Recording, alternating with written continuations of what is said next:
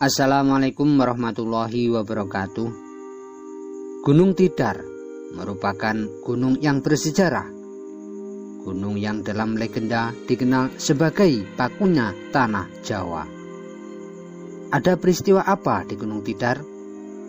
Berikut ini Syekh Subakir, misteri di balik Gunung Tidar. Saksikan setelah yang satu ini. Namun sebelum itu, klik subscribe dan gambar lonceng untuk mengetahui video-video menarik berikutnya. Like dan share ke semua media sosial yang kalian punya.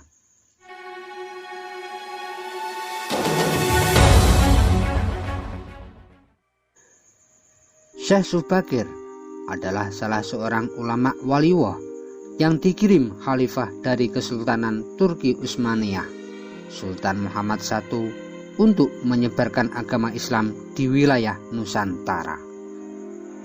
Seorang ulama besar yang telah menumbal tanah Jawa dari pengaruh negatif makhluk halus. Kisahnya dimulai saat Sultan Muhammad I bermimpi mendapat petunjuk untuk menyebarkan dakwah Islam ke tanah Jawa. Adapun mubalignya diharuskan berjumlah 9 orang. Jika ada yang pulang atau wafat, maka akan digantikan oleh ulama lain. Sehingga dikumpulkanlah beberapa ulama terkemuka dari seluruh dunia Islam waktu itu.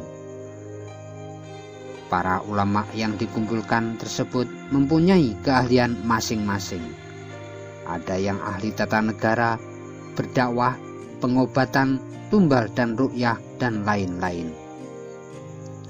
Lalu dikirimlah beberapa ulama ke tanah Jawa.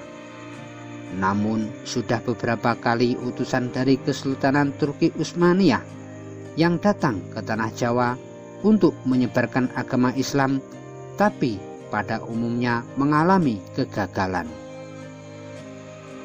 Penyebabnya, masyarakat Jawa saat itu sangat memegang teguh kepercayaannya, sehingga para ulama yang dikirim mendapatkan halangan karena meskipun berkembang tetapi ajaran agama Islam hanya dalam lingkungan yang kecil, tidak bisa berkembang secara luas.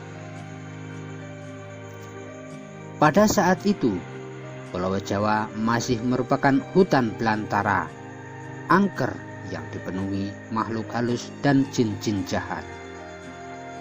Lalu diutuslah Syekh Subakir, ulama asal Persia yang ahli dalam meruqyah.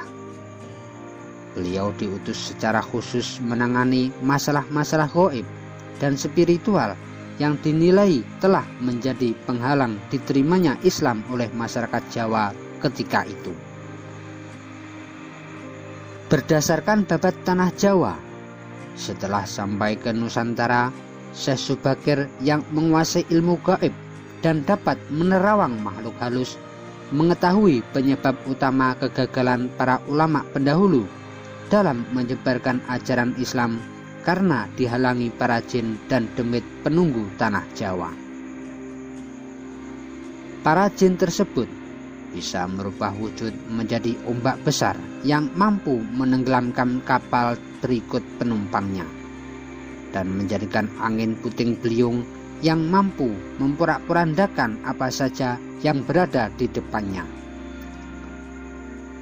Selain itu, para jin kafir dan bangsa lelembut tersebut juga bisa berubah wujud menjadi hewan buas yang mencelakakan para ulama pendahulu tersebut. Untuk mengatasi hal tersebut, konon Syekh Subakir membawa batu hitam dari Arab yang telah dirajah.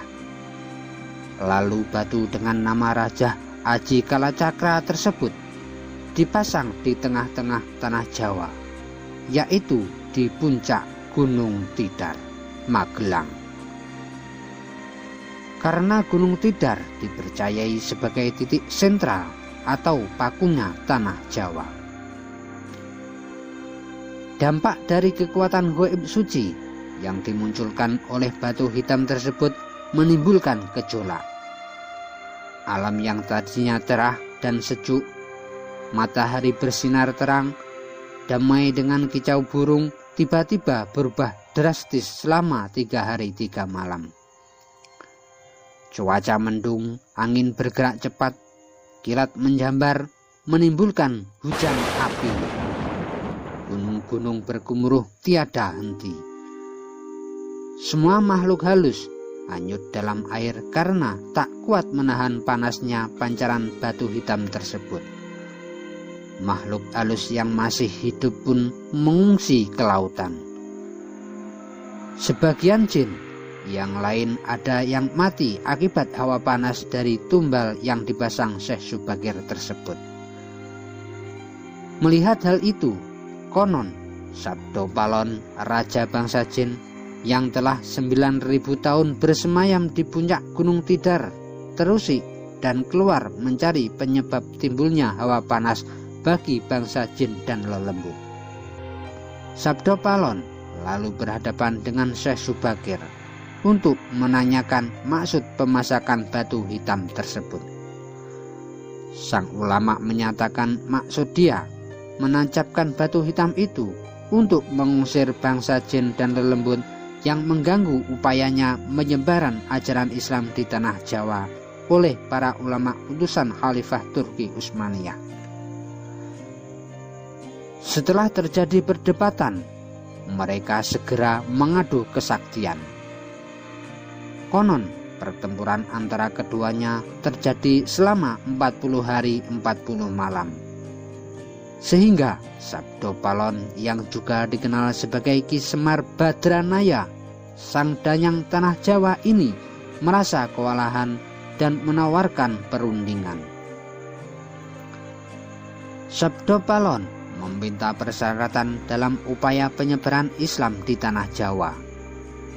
Isi kesepakatan antara lain, Sabdo Palon memberi kesempatan kepada Syekh Subagir beserta para ulama untuk menyebarkan Islam di tanah Jawa, tetapi tidak boleh dengan cara memaksa.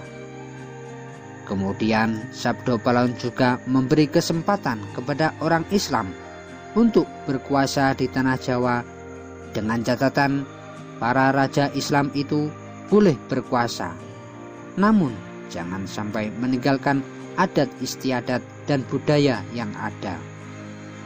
Silahkan kembangkan ajaran Islam sesuai dengan kitab yang diakuinya, tetapi biarlah adat dan budaya berkembang sedemikian rupa.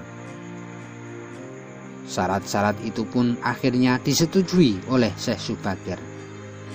Selain di puncak Gunung Tidar, Syekh Subagir juga membersihkan beberapa tempat angker di tanah Jawa yang dikuasai para raja jin dan makhluk halus lainnya.